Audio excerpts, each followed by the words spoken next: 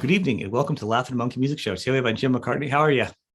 Good. I'm very good, thank you. Very well today. We're talking. You are in the Yardbirds and you've played with a couple of guitar players that everybody knows about. But you have a book out, your second book. Like you're becoming an Yeah, author now. yeah, She Walks in Beauty. yeah, Not a biography, not a book about the supernatural. It's more of a flowing roller coaster of your life. You know how you got to where you are. Unfortunately, respect for your deceased wife. I'm sorry for yeah, that. But this book is like a great tribute. yeah, Like yeah, it's powerful. I think it's going to be a good book for a lot of people that feel like I've lost somebody. You know, yeah. I I, I think think. so. Yeah, I think it'll be not a manual, but it'll help people grieve when you lose somebody that close to you, whether it's a spouse or not. yeah. This is Yeah, I think that was one of the motivations for doing it. Trying to help someone in the same predicament. Mhm. And I'm sure It you helped also, yourself by getting it out too, right? yes, it helps me a lot. I mean, it helped me to talk about it, and I mean, it was such a journey. It needed to be told. It was something I'd never experienced in my life before. I'd sort of sensed it, as I say in the book, when I was younger. I had an idea of these things, the way that happen, but when you're actually faced with it, it's something totally different. It's right in your face, and it's such a wow. It's such an incredible thing to happen, Yeah. and a roller coaster, of course. Well, because life is, but yeah, well, that's what I think was really interesting in the book. How you talked a lot about how certain things were coming to you as time went on. They were Yeah, appearing through different, whether it be because not only were you dealing with the spiritual side of you, you were also dealing with the mental id of ego and musicians, which kind yeah, of really cloudy and messy at times, especially yeah, for a young man.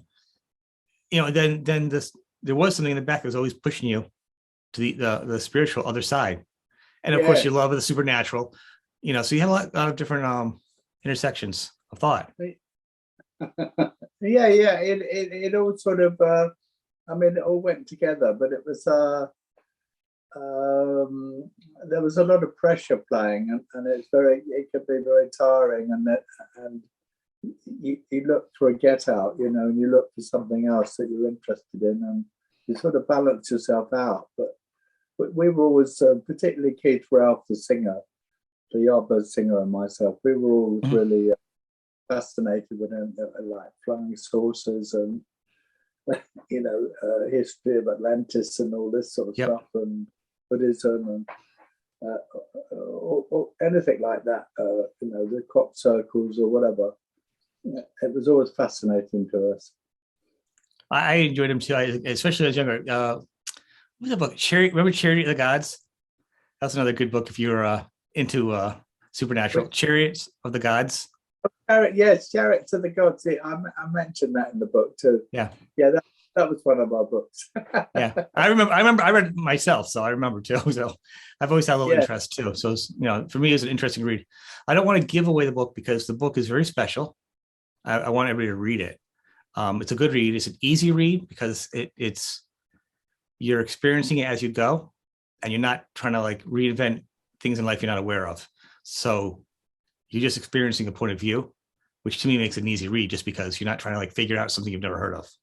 You know, yeah, yeah, in our life, yeah, we've been presented with all these different thoughts, yeah, and you yeah, just gather them all together, and it is yeah. woven between your opinions and your life with all your bands. Well, that's right. And I'm no expert. I'm not trying to preach anything. I'm just saying how it was for me, just my experience, which was sort of quite amazing.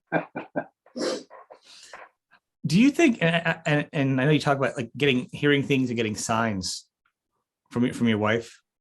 Yes. Were you skeptical? Because like, well, I do believe in a lot of things, but then sometimes I don't believe in overanalyzing anything. Because like before then, you may have had those signs. You may hear other things because you're not paying attention to it. But if you're hyper focused on stuff, like You know what I'm saying? You to discern it, like which is a sign or which is just like I never pay attention to anything until I'm listening.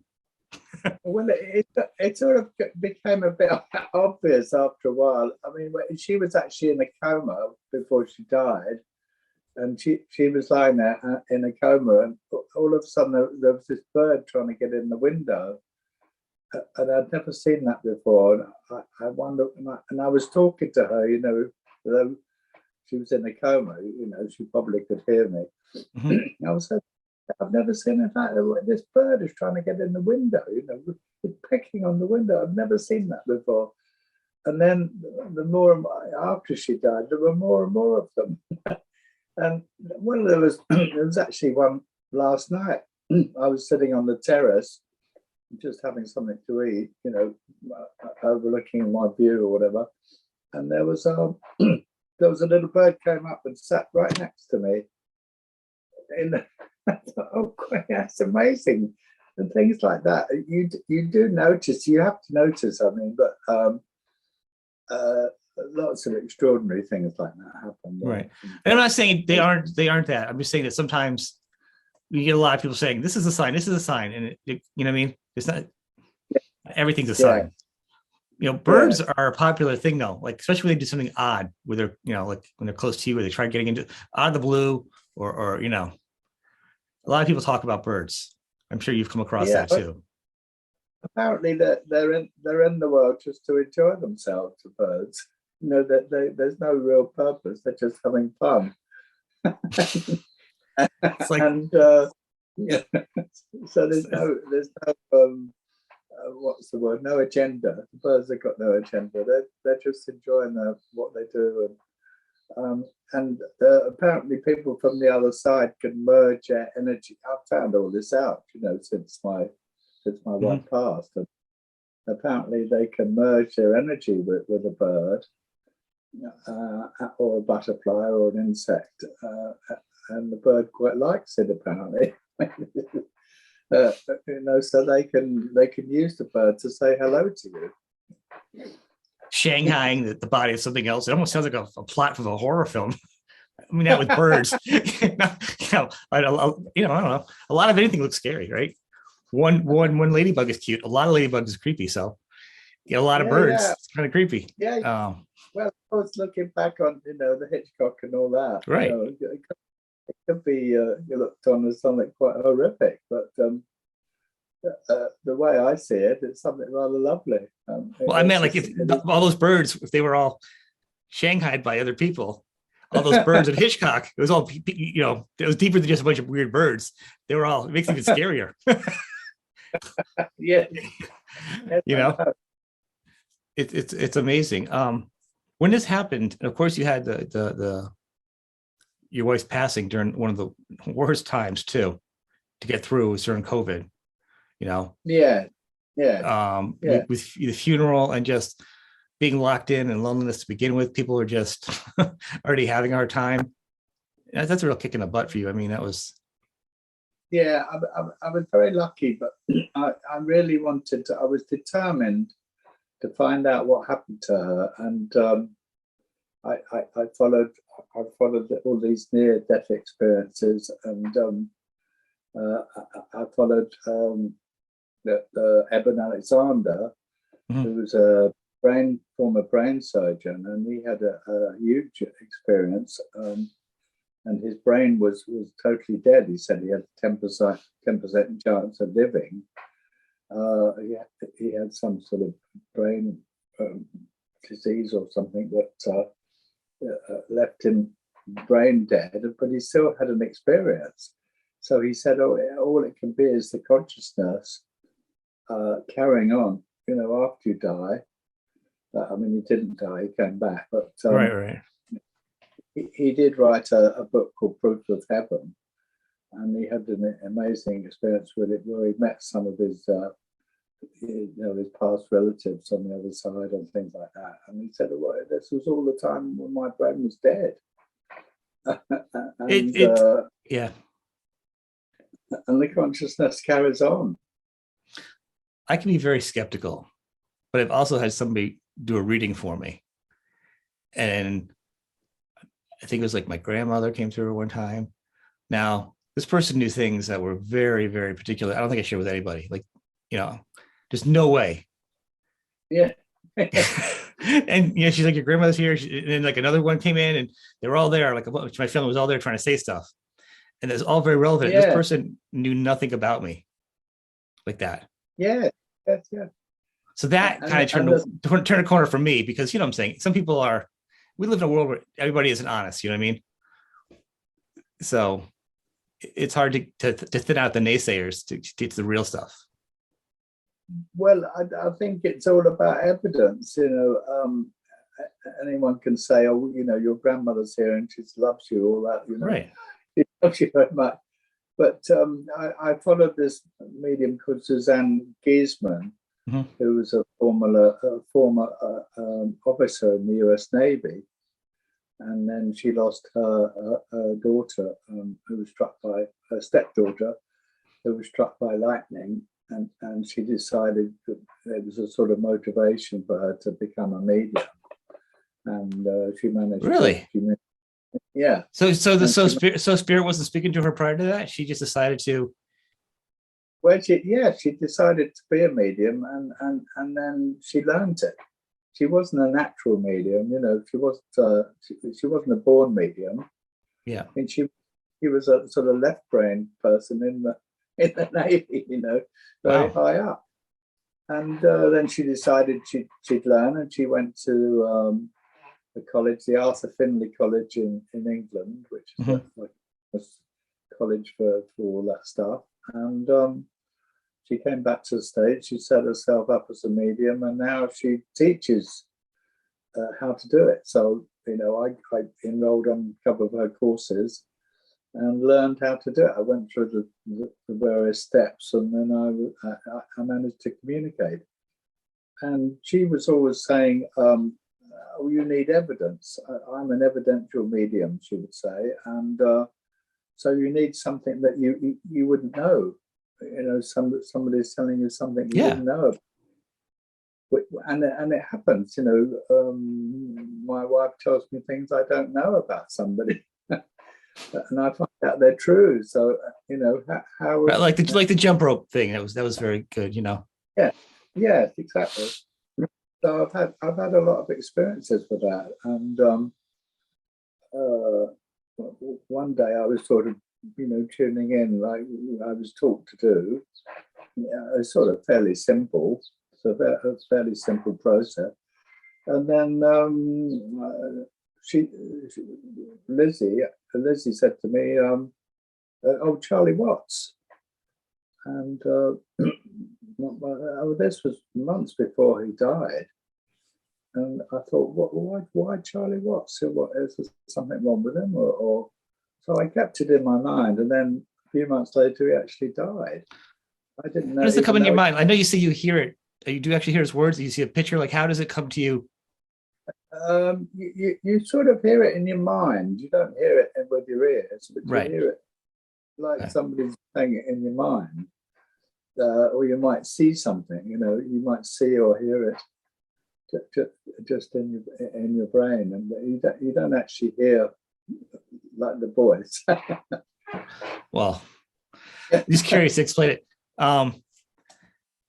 It's interesting. I really found it interesting. You, of course, have been studying it too. It's really interesting. Have you ever gone to or heard of Lilydale over in the U.S.?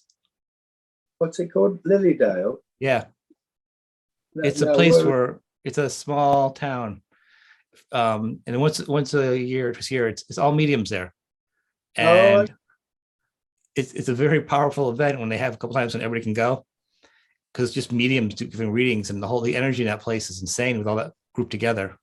You have to look it up. It's a where is it? Where is it? I know it's on the East Coast. I can't think of exactly where it is. I know the person that did my reading goes there all the time.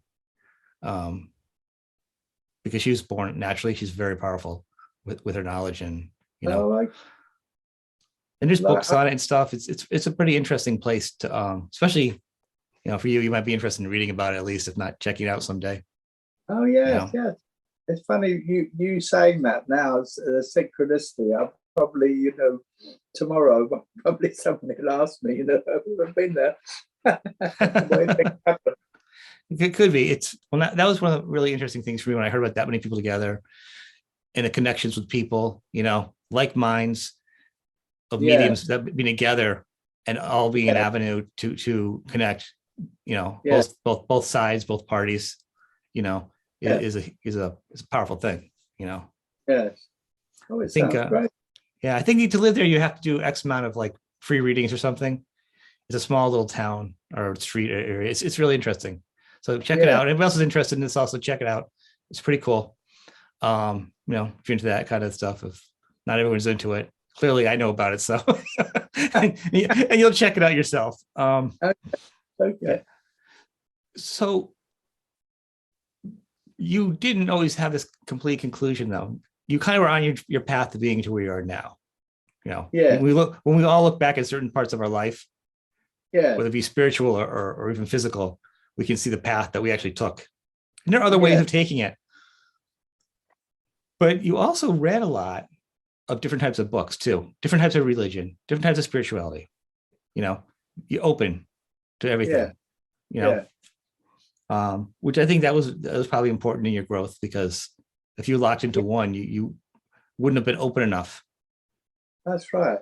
Yes, there's lots and lots of different subjects that I've been interested in, and yeah, lots and lots of books, and I still love them. All that stuff. That Proof of Heaven for a start. That's a great book. Yeah, And like you say, the Chariots of Gods. That was back in the 70s. yeah. He actually. Oh, what was his name? Yes, he was Eric Eric von Danaher. Von. I know there's a Von in there. He had two books actually. I remember reading both of them from my dad. I took them and read them. They're pretty good. I was a young kid too, so it was pretty heavy reading. I think I was in my teens. That's when I read it. Yeah. Everyone's like, "What are you reading?" Well, and you tell them, they're like, "What is wrong with you?" It's not like it used to be. Back then it wasn't. Yeah. And then there was the Timothy Leary, like the Tibetan Book of the Dead. All that stuff. It's all very fascinating, very interesting.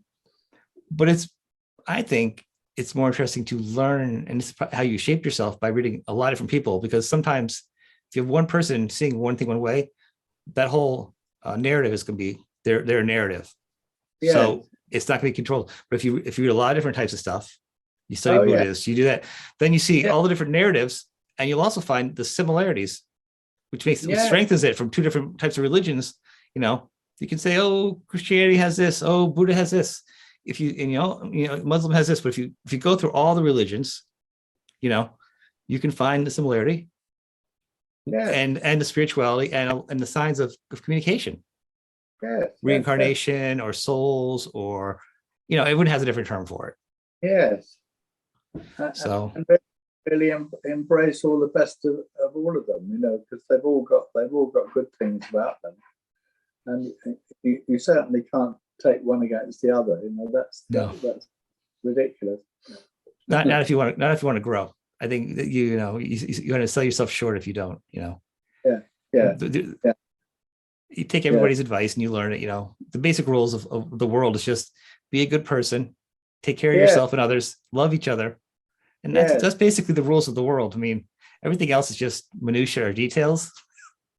With different groups with rule books, and you don't really need it. There's just a few things you need to do. Be good to people. Yeah. But that's simple. It's a lovely, simple philosophy. I like that. It's simple, but it's the hardest. Well, I know, and it's all that we're all connected. So you can't, if you're going to do something bad, it's going to come back on you anyways. And whatever you do, you'll reap whatever you do. It's that simple. Right. And knowing that you were into this, obviously your wife was aware of who you are, and you guys had talked prior, and this whole connection, you kind of prepared yourself sort of for this, but never in your mind, literally in your mind, but never in your life would you imagine to have such a great connection once she passed. Yes. Right. You weren't expecting this. Yeah, exactly. No, I never imagined that. No, I didn't. And maybe this would be more possible for more people if they were open to Yeah. it. There's a Yeah. lot of people that don't get it, don't listen to spirit or whatever you want to call it. The internal, you know what I'm saying. But anybody that doesn't know, probably just Google it to keep up with us. But you don't see it, or you see things out of the corner of your eye. There's something else going on there, or you know what I mean? Or you Yeah. see a shadow in a room that has no lights, or it has lights, but you should be shadow. Like there are certain things going on to be aware of that Yeah. you don't see unless you're looking. Yes, you become much more sensitive as you go along this journey, and much more aware of things and open. Right. So, You got to be well tuned, but you also got to be able to be critical of it too. Like, nope, coincidence, maybe. Have a couple different, ways to break it down. yeah. How much easier has it been for you now, though, as you finally fall into this thing to know you're not really separate? I mean, there's still the emotional part of the physical world, holding hands, having that person with you, but then you get this extra bonus. Yes, you still miss that. You can't. There's nothing you can do about it. I mean, you miss that the person not being there. As a next to you, sort of thing. Right. Well, yeah, I imagine it's got to feel like to lose somebody, be like a total punch in the soul, and you're like, what do I do? And I wouldn't know what to do. And then you have this gift, Yeah. and all of a sudden, it's like they're filling that hole back up again. Well, it's true. It's true. But I don't know whether we ever totally pull it up. No, not at all. But it shows potential of actually, if this could happen, then there is communication, and there is you be able to be together again. Yes. Yeah. So it's not the void of blackness and never again. Yeah. It's just, you're separate. It's a different level now, of missing. And at the same time, it's quite rewarding because you can, I don't know, you can grow. You can become more compassionate for people, or you can be kinder to people. It does. We create that sort of thing. What do you think? Do you think that would be the best way for people that aren't involved to open their mind to come into this? Because I think you have two different audiences here. This is a weird mishmash of groups, Yeah. Music and well, it'd be spiritual or whatever you want to use the term, because reincarnation, all those groups kind of get differently. But it's also got some rock and roll stories in it, some great musicians, including yourself, and which we'll talk a few things about because I love your other stuff. I also love Box of Frogs. Like, that was just ridiculous. And having Rory play guitar. Yeah. But those are two different mindsets. And I think, I think rockers now are probably more going towards the same mindset as you, because to survive it, be on the road, you see a lot more different things. By default, you become more open-minded. You're like, the things I've seen, like a sailor, you go around the world, you get tattoos, or you get, these are like just in your brain tattoos, like, things you experience. Yeah. What do you think that a good way to tell somebody that's more of a music person to open their mind and check out this book? Because this could be like a gateway drug to somebody that hasn't done it. I don't know. I don't know what to say. I can say it just it would open their mind. It would open their mind probably if they didn't know anything about it. And it's very simple. I mean, it's if they like the music, that would help. If they like what I do and they can understand it, I think it would gradually open their mind, and maybe it would lead to something else. All these things lead on somewhere else, don't they? Mm-hmm. For me, my whole life is just a deep dive. I start doing one thing, I'm 5 layers in, Yeah, suddenly you see one thing and you think, oh, this is great. Oh, this is great. Oh, I go there and I'll read that book now. And it leads you through onto a journey. I think that's interesting. I agree with you, and like I said before earlier, I'm not giving you specifics of this book because I want people to experience it without having any giveaways. Okay. I think that's the kind of book it is, because it's not like a rock and roll storybook. But if you're a fan of your music, yeah, you're still gonna enjoy the book. But I would say also read, just take it with an open mind. if you have a certain religion and you don't believe in this, or you don't believe in the title of this, it's not really about that. It doesn't have to actually be a title. It's just the journey you're on, how you perceive things, because you are open, Yeah. and then just read with an open mind. If it's Yeah. your gig, it's your gig. If it's not, it's not. If you dig that, you mentioned other books in there that started you. Yeah. Go other places too, that to refer people, and Yeah. now with the internet, people can go online if they're feeling like they're gonna be beat up for having different views by their family. They can go online, order books. They can do things discreetly, and research this kind of stuff without, you know, Oh yeah. being Yeah. ridiculed. So it's a nice bonus. Yeah. Yeah. I do want to take a couple minutes and talk about music with you. Now, first off, congratulations. You've been playing for like what, 40 years, 40, 50? Wait, you started Yeah, in 63, right? 63 you started. probably almost 60 years. Yeah, that's right. Wow. That's insane. Mad, isn't it? But you play a lot of instruments. You've been in a lot of groups. You've played with some of the best musicians in the world, especially guitar players, well known, Yes. Yes. from Clapton and Jeff Beck, who I'm just crazy about, and Jimmy Page, who I love, and your other albums. And then you also had like, Rory Gallagher come in, total, Yeah. he ended his life short. So it was kind of special that you got him to play on some of the Box of Frogs stuff, Yeah. which is a fun group, Are there any plans for any Box of Frogs? Do you have any like leftover stuff or demos or anything kind of kicking around? But within the Box of Frogs. Yeah. I'm not sure, but now and then somebody comes up with an idea and they say, "Oh, we want to do a Box of Frogs box set or something," and then I'd like that. Tracks appear.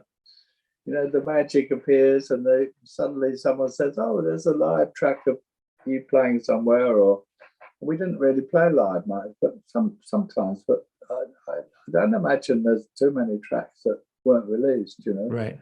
I don't know if the demos or something kind of fun, because it's such an interesting Yeah. group. It really was, because it was still part of the other band, but I felt you guys were definitely trying to make your sound be of that time period of the 80s.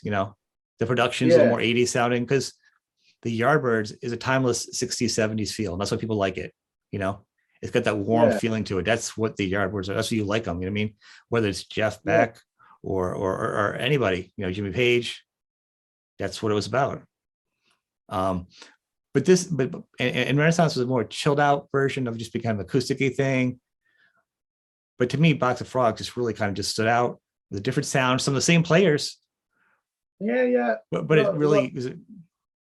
Yeah, a lot of the same players. It was a lot of fun actually doing it.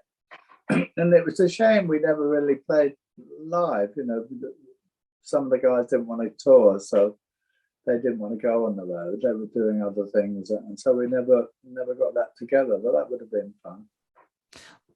I discovered Box of Frogs obviously later on, because with the internet you can go back and look up things when you're a young man, and in the 80s, you can only get so many cassettes and find out what's in print and what's not. So I was later in life to discover that, but I love the Box. There's something about the sound, even the band name. It was really just pleasurable. And I'm like, oh, only like 2 albums, Yeah, 2 albums. Yeah. That was really good. But you've always kept going, and you've stayed true to a certain sound. Yeah. I've always loved it, and I love. Well, apart from drumming, I always loved drumming. Blues drumming, really, or jazz drumming. But I quite like to, to write my own songs and sing and do a sort of singer-songwriter thing as well, a bit. And that's come off very nicely. I don't sell millions of records, but nobody sells millions of records lately. people seem to like it, so I enjoy it. It's fun. It's good. You're multi-talented. You have a nice voice. You play guitar. You're a good guitar player, keyboards, drums. You are your own band, which is good nowadays, especially when you're writing your own music, because you can really kind of funnel in what you want for a sound. Yeah. When you're writing songs, how are you going about that? Well, I get ideas. I've done a few about this this journey too. I mean, they'll probably appear sometime or other with a, like about the paranormal thing, and I just get things that are close to my heart, really, and then get a nice tune, and it all sort of happens. Well, is it like a melody, or you got the guitar and you're playing the guitar, or you think of a rhythm, or like different ways? Well, it's important to have a nice melody, and then have it's always a magical thing the way the melody goes with the chords, and I like to try and get it a bit original, and get a nice melody with nice chords going on, and then the rhythm or whatever. Maybe the rhythm will come first, and then the lyrics. Sometimes they're just spontaneous; they just happen at the same time. It's very interesting to me, because I live with ask that all the time, because some people have a guitar and they will woodshed every day and write a song and complete it, whether it's good or bad, and then put it away and go back and look at it. There's no right or wrong way. I mean, you just got to do it because you have to write a song. Some people are like, I don't do anything, and it comes to my mind, like, I went to the grocery store, or, different songs, even Sex Pistol songs, were like some came like doing other activities that weren't, what I mean? Or just things you wouldn't think of, or some people just a couple of lyrics and then they do that, or they chop up the lyrics and mix them up like David Bowie style, or there's just so many different ways that people come up with tunes, to get there. I can see you've got a little thing going there behind you. I do have a little bit. My kids also play, and I went to school for recording at one point when I was younger. So I do have a love of music myself, and play a few instruments. Right. Yeah. The other thing with that is, if you play an instrument, you can be a music lover, but then if you sit down and play, like, I didn't play guitar till like 5 years ago. But what I did is, I'm not good by any means, but when I play, you're learning to read a song, whatever you're learning it, and you learn the song structure of something. You're like, oh, that's how that was. Even songs I didn't like, I'll see the song structure and how it's put together. I'm like, oh, that's brilliant. Like, you see the patterns, you know what I'm saying? Like, you can appreciate something totally different. It makes you fall in love with music all over again at some level. Yeah. I know. Yeah. Which is great. That happens with me a lot. So I don't like that much, but when you look into the song, you see how nice it's written. Mm-hmm. Especially in songs I hear like on an elevator or something, I'm like, oh, stop.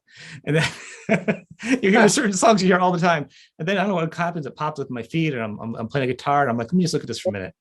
Or I'll hear him play it, and I look at the music on it, and I see the notes, and I'm like, what? Oh, wow. That's pretty smart. That's pretty clever. This song makes me crazy. Then you kind of can, move on from there, which is inspiring. It was funny because me and some friends, we're in the south of France. We're not far from Italy, and we said, "Oh, let's have a drive into Italy one day." So we all went, and there was 4 of us in the car, and we went out to a little place in Italy, up in the hills, and had a nice pasta meal. We were coming down to the coast, and all of a sudden, I heard this song in my head. My Cherie Amour, Yeah. And I didn't tell anyone about it. And about 10 minutes later, there was a friend of mine in the back, and he started singing it. And it was really weird. That is crazy. And I said, "Why are you singing that?" Because it's in my head. And he said, "Oh, I just thought of it." And I thought that was really funny. And I don't know whether that was coming from my wife, and he was picking it up too. It was a very strange thing, but nice. It was a nice feeling, That's pretty funny. It's a great connection. So, do you think it's harder to read things depending on where you're located? Like, do you think there's more noise? Like, if you're at home or outside or at a party, do you think it's more challenging for you? Yeah. But you can get it anytime. I mean, the creative thing, like you say, you pick it up in a grocery store or whatever, Yeah. But it was very odd. And when I looked at that song, I worked it out. I had to work it all out. It's a great song, fantastic to work out. but you wouldn't expect that. I mean, and of course, Stevie Wonder. So what are you gonna do? Yeah, yeah, I know. He has got some great stories. Stevie Wonder. I swear, I've heard more stories about him, about his visual non-vision. I have stories of him beating people in games of pool. Him beating him doing moves where he's moving his hand, and he's stopping like an inch from somebody, like he's doing a fake karate chop, and he's stopping almost like a hair away. Like I don't know if he's like Daredevil and he can sense things with his hearing, like a bat ears. Like it's crazy. I can imagine. Amazing stories about him. I just made me think about them for a second. What is your where are you going with this now from here? Like, because you've got a lot going on now. You're still doing your solo stuff. You still got the Yardbirds. Yeah. I don't know what's going to happen. I'm going to go. I need to work a bit harder maybe on the solo stuff. And we're coming over. Where are you? You're on the East Coast, are you? Yeah, I am. Connecticut. Yeah, we're coming over in September. We got to fulfill some dates that got cancelled, due to the COVID. And we're going to do some dates around New York and Philadelphia and Pennsylvania and stuff. The last part of September. Mm-hmm. Yeah, we're doing that. Any plans of doing like a box set, irrespective of your career? Well, yeah, I no plans, but it would be an idea. Yeah, that would be fun. It would be, and I know I said because I just spoke to Bill Bruford, and he just has one out of all the bands he was in. Oh, right, okay. And it's brilliant, because he was in a lot of bands too, and it just occurred to me, like with your history of all those bands, I mean, and all the guitar players you had, you mean the diversity would be there, It's a great idea, and we can use the tracks. It's much easier now. We can license the tracks quite easily and do that. So yeah, that's a good idea. Yeah, it's you should check it out. It's an interesting set. Got a little book with it. He talks about it, and to someone like me talking to you like this would be so enjoyable. For you to have these retrospectives, and it helps maintain your legacy. So people are like, oh, I knew you, but like I knew Box Frogs later, but not more than some people. Some people probably haven't even discovered them. Yeah.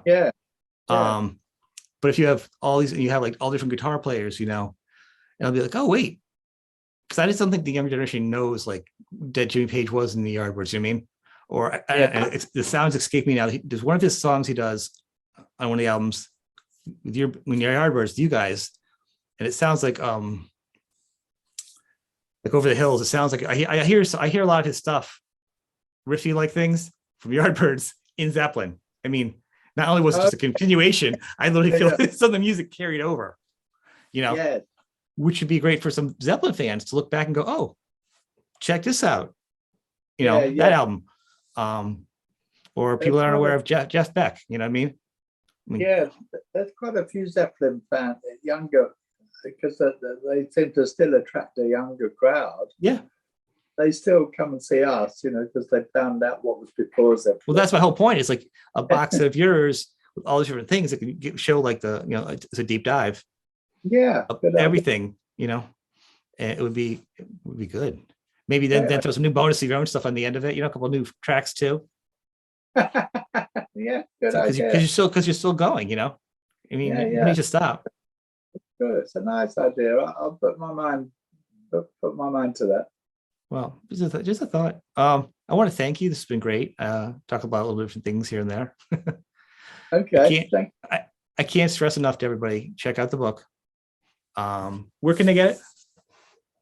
Well, it's published on Lulu, but you can get it on Amazon.com and Barnes and Noble, I think. You can get it around. It's a self-published book. So you can get a physical copy or a digital copy? Right? I think you only get it physical. Yeah. Okay. Well, on Amazon, sometimes you can download digital too. You can buy just different prices. Obviously, it's cheaper because it costs them nothing to send it to you. It's more of a licensing thing. Yeah. Maybe we'll go into that. We'll see. Like that. So it's She Walks in Beauty. I actually read it as a digital book. Very enjoyable. I highly encourage people to get it. It's worth your read. I don't endorse stuff if I don't like it. I'm not that guy. So, Good. so if somebody comes to me and says, "Hey, I got a book," I'm like, "I'll read it, but I can't promise you anything." So, and check out. I want everybody to check out your music, all of your music. Go to your website. Actually, Jim's got a great website and has Yeah. all the list. It's like Wikipedia, but it's real and it works. It's the truth, Good. right? Okay. So check it out there. It's all there for you. I want to thank you for being on the show, man. Thank you very much, Sean. Thank you. Nice comments.